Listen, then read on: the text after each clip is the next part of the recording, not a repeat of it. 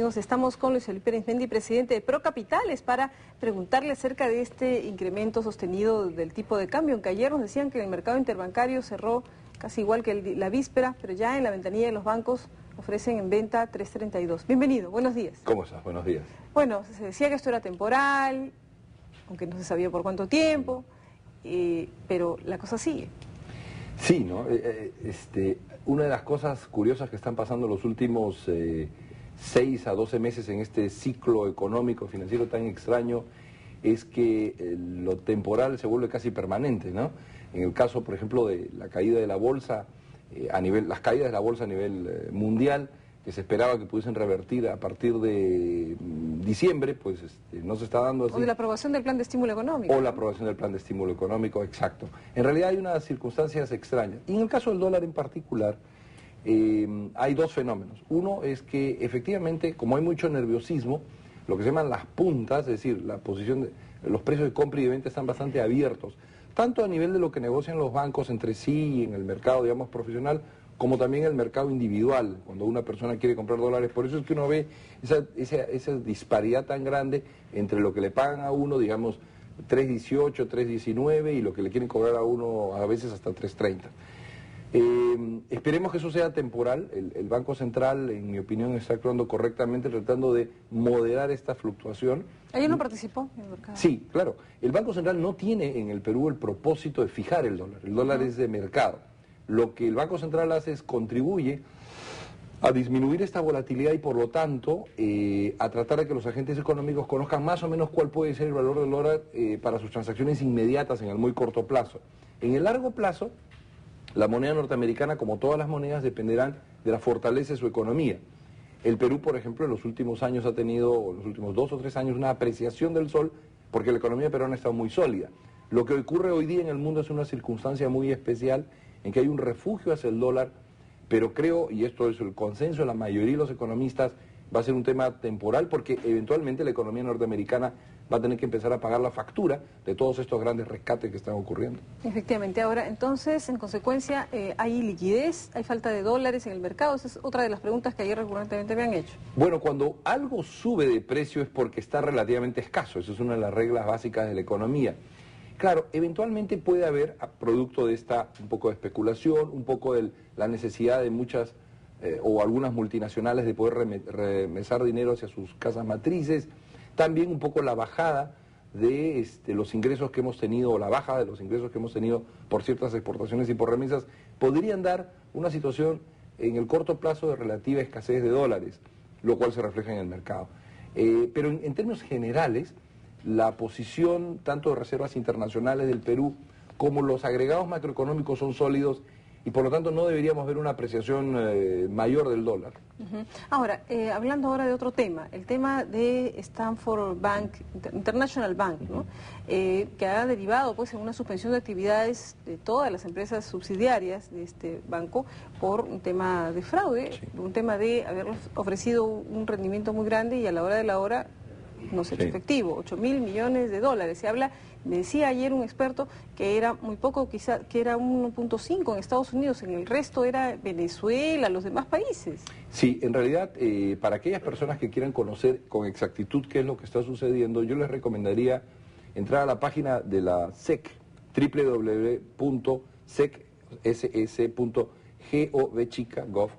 y allí está la demanda que ha puesto la SEC contra este señor Allen Stanford y 2 o 3 personas más de su entorno más íntimo, y está todo el detalle de cómo lo acusan. La acusación es muy dura, porque en realidad lo están acusando de un fraude y le señalan por qué sería esto. Obviamente, como todo, digamos... ¿Cuál es el delito, nos piden saber?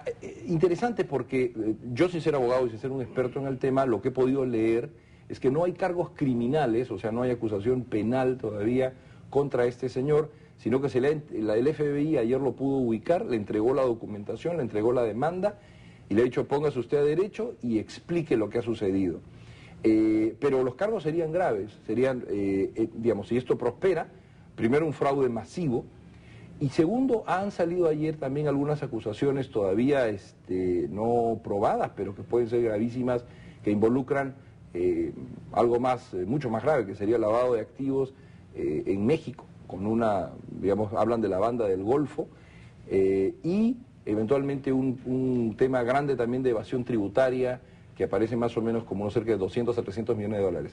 Ahora, hay un blog, hay una página web en internet muy buena que se llama Venepirámides, así como Vene de Venezuela, pirámides juntos, Venepirámides.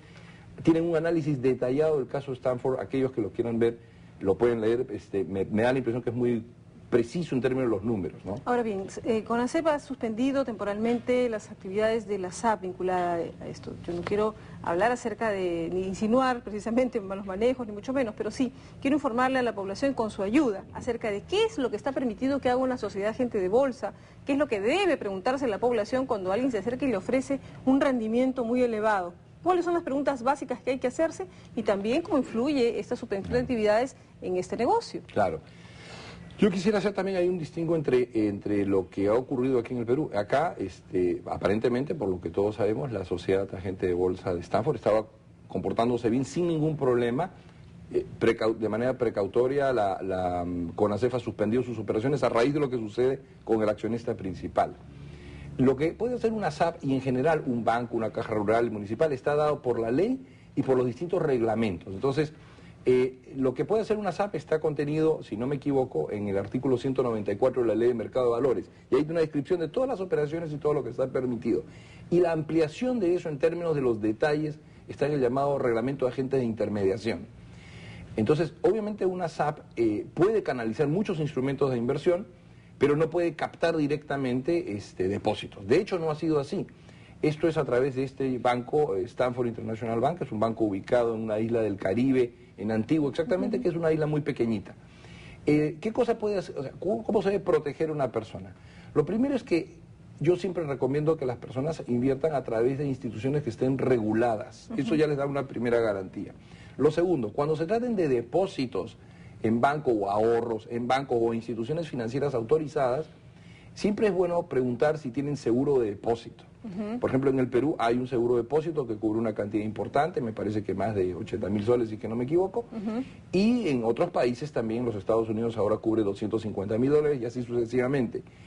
Estos bancos offshore no tienen este tipo de fondo de seguro de depósito y casi no tienen ninguna regulación, y es ahí donde viene el problema. Este banco aparentemente creció mucho en los últimos años, se decía que tenía más o menos alrededor de unos 600, 700 millones de dólares en sus cuentas de ahorros, digamos, sus cuentas de pasivo, hace unos 10 años y ahora tiene alrededor de 8.500, 8.400 millones. Ese crecimiento desmesurado obviamente los obligaba a hacer algún tipo de inversiones. Como no tenían cartera crediticia, es decir, no prestaban, sus inversiones eran básicamente inversiones del mercado de capitales, acciones, bonos, commodities, metales preciosos, etcétera.